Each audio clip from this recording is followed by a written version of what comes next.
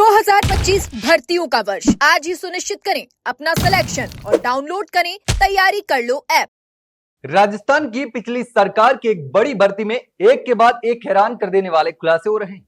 सरकार ने जो जांच कमेटियां बिठाई थी, अब एक एक कर उसकी रिपोर्ट भी सामने आने लगी है, जिसमें चौंकाने वाले खुलासे भी हो रहे हैं। जी हां, हम बात कर रहे हैं एलडीसी भर्ती घोटाले की, जिसमें राज्य स्तरीय और जिला स्तरीय जांच कमेटियों की रिपोर्ट सामने आने लगी है। फिलहाल 14 जिलों की जांच रिपोर्ट सामने आ चुकी है और जैसे जैसे फाइलें खुल रही हैं, वैसे वैसे इस भर्ती प्रक्रिया में हुए फर्जीवाड़े और अनियमितताओं का बड़ा खेल सामने आ रहा है। सबसे पहले जयपुर जिले की रिपोर्ट सामने आई, जिसमें एलडीसी भर्ती से नौकरी पाए 145 कर्मचारियों की नियुक्तियों को संदेहास्पद पाया गया। यानी इन 145 भर्तियों में गंभीर गड़बड़ियां पाई गई। रिपोर्ट के अनुसार यह भर्ती प्रक्रिया कई तरह के अनियमितताओं और गलत दस्तावेजों के आधार पर की गई थी। जांच कमेटी की रिपोर्ट ने एक और बड़ा खुलासा किया कि 2013 से 2019 तक का पूरा भर्ती रिकॉर्ड ही गायब हो गया। कमेटी ने बार बार पत्र लिखकर यह रिकॉर्ड मंगवाने की कोशिश की, लेकिन विभाग ने कोई जवाब नहीं दिया। और हैरानी की बात तो यह है कि अब तक रिकॉर्ड गायब करने वाले कर्मचारियों और अधिकारियों पर कोई कार्रवाई नहीं की गई। आप सोचिए, जिस भर्ती का रिकॉर्ड ही गायब कर दिया गया, 2013 की एलडीसी भर्ती है और इस भर्ती का रिकॉर्ड ही गायब हो गया, और उसकी पारदर्शिता और निष्पक्षता पर कैसे भरोसा किया जा सकता है। कमेटी की जांच में कई ऐसे मामले सामने आए जो भर्ती प्रक्रिया की सच्चाई पर बड़ा सवालिया निशान लगाते हैं। रिपोर्ट में पाया गया कि कई उम्मीदवारों ने एक ही समय पर दो जगह उपस्थिति दिखाई। एक अभ्यर्थी ने जयपुर के एक विश्वविद्यालय से पीजीडीसीए की नियमित डिग्री प्राप्त की और उसी दौरान नागौर जिले के डेगाना में संविदा कर्मचारी के रूप में कार्यरत रहते हुए अनुभव प्रमाण पत्र भी ले लिया। कमेटी ने जांच में पाया कि ये दोनों बातें एक साथ संभव ही नहीं और इसीलिए इसमें से एक दस्तावेज को फर्जी माना गया।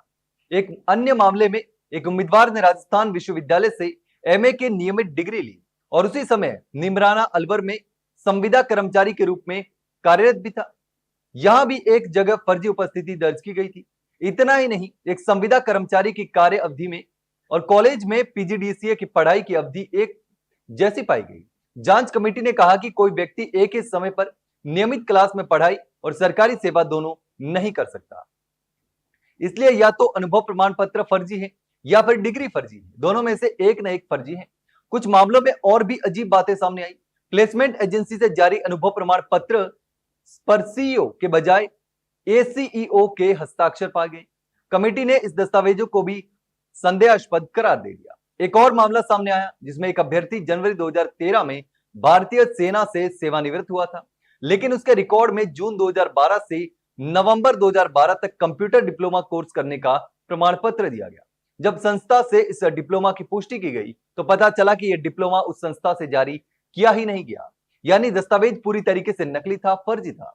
इन सब मामलों ने यह साफ कर दिया है कि एलडीसी भर्ती प्रक्रिया में बड़े पैमाने पर घोटाला हुआ है, फर्जीवाड़ा हुआ है। जांच कमेटी का कहना है कि यह सिर्फ कुछ मामलों तक सीमित नहीं, बल्कि पूरे राज्य में इस तरह की गड़बड़ियों की संभावना है। राज्य सरकार अब इन रिपोर्ट्स के आधार पर आगे की कार्रवाई की तैयारी भी कर रही है और दोषी अधिकारियों, कर्मचारियों और फर्जी दस्तावेज जमा करवाने वाले अभ्यर्थियों पर सख्त एक्शन लिया जा सकता है। तो राजस्थान की इस एलडीसी भर्ती ने एक बार फिर सवाल खड़े कर दिए हैं कि सरकारी भर्तियों में पारदर्शिता कितनी है और सिस्टम कितना मजबूर है। अगर ये सभी आरोप सही साबित होते हैं तो न सिर्फ फर्जीवाड़े से नौकरी पाने वालों की नियुक्तियां रद्द की जाएगी, बल्कि ये पूरा मामला राज्य की भर्ती प्रक्रिया पर एक बड़ा धब्बा भी साबित होगा। लेकिन इस पूरे मामले पर आप क्या सोचते हैं? कमेंट सेक्शन में कमेंट करके जरूर बताना।